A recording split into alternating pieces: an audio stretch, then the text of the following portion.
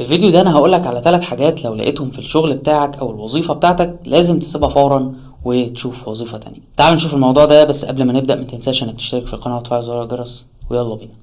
اول نقطة واهم نقطة من وجهة نظري، وهي لو ما بتتعلمش حاجة جديدة في الشغل بتاعك. يعني لو انت بتروح الشغل بتعمل اعمال روتينية عادية جدا، نفس اللي بتعمله كل يوم، مفيش اي خبرة بتكتسبها، مفيش اي حاجة بتتعلمها، مفيش اي حاجة بتضاف ليك، فهنا انت لازم تخلي بالك شغلك مش احسن حاجة. لان في الوضع ده انت عمرك ما هتتقدم، انت عمرك ما هتتحرك من النقطة اللي انت واقف فيها.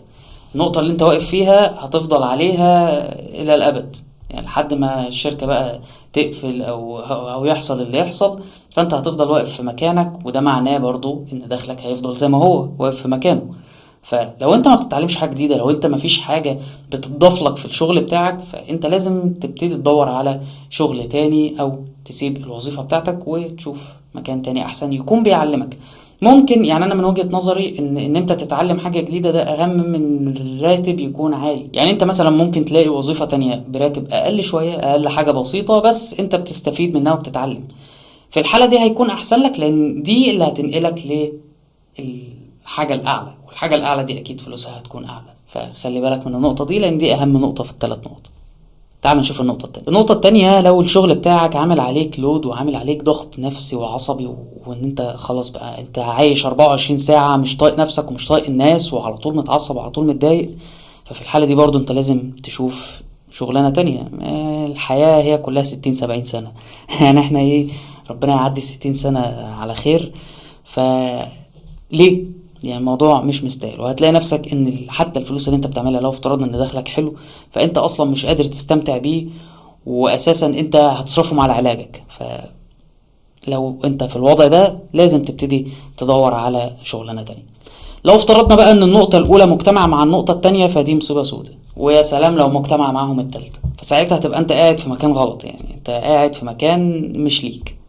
تعال بقى نشوف النقطة التالتة. النقطة التالتة وهي لو مرتبك ما بيكفيش مصاريفك، او ما بيكفيش على الاقل 50%. هتقول لي يا عم احمد ده بيتصرف في تالت يوم في الشهر. اقول لك يبقى انت بتعمل ايه؟ يعني اخرتها ايه؟ يعني انت ليه؟ ففكرة ان انت مرتبك يكون بالنسبة لمصاريفك ما بيغطيش حتى 50% منه. وعلى فكرة انا هنا اقصد المصاريف الاساسية، اللي هو ان انت تاكل وتشرب وتروح الشغل. يعني في ناس بيبقى مواصلاتها اصلا اكتر من مرتبها، ما اعرفش دول قاعدين ليه، بس يعني في ده بيحصل.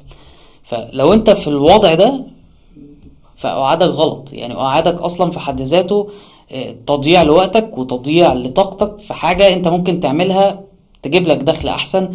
على الاقل تبقى في مكان مرتاح نفسيا، تكون بتتعلم حاجة جديدة. يعني ال3 نقط اللي اتكلمنا عليهم لو انت بقى شقلبتهم، عكست النقط دي، فده هيكون المكان المثالي ليك، ده هيكون انسب مكان انت تشتغل فيه. طب لو افترضنا بقى ان ال3 نقط دول مجتمعين، ان انت دخلك ما بيكملش 50% من مصاريفك، ان انت عايش في ضغط نفسي على طول بسبب الشغل، ان انت ما بتتعلمش حاجة جديدة، مفيش حاجة بتضاف لك، فما تقعدش، لازم فورا تدور على شغلانة جديدة.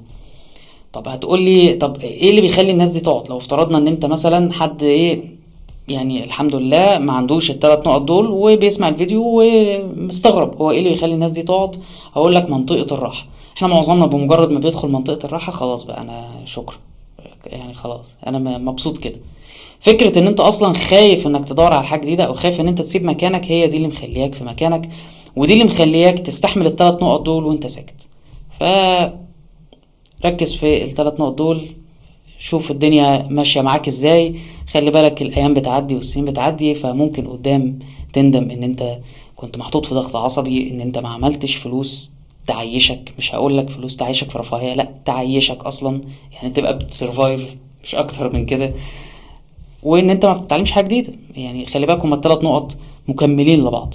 انت لو اتعلمت حاجة جديدة هتروح مكان هتاخد دخل اعلى، هتاخد راتب احسن، وبالتالي هيكون في تقدير اكتر ليك، فبالتالي الضغط النفسي هيكون اقل والشغل هيكون اريح، لان انت شغال في مكانك وواخد وضعك، وفي نفس الوقت انت بتستفيد وبتتعلم حاجة جديدة بتضيف لخبراتك انت. فاتمنى يكون الفيديو فادك باي حاجة ولفت نظرك ل3 نقط دول.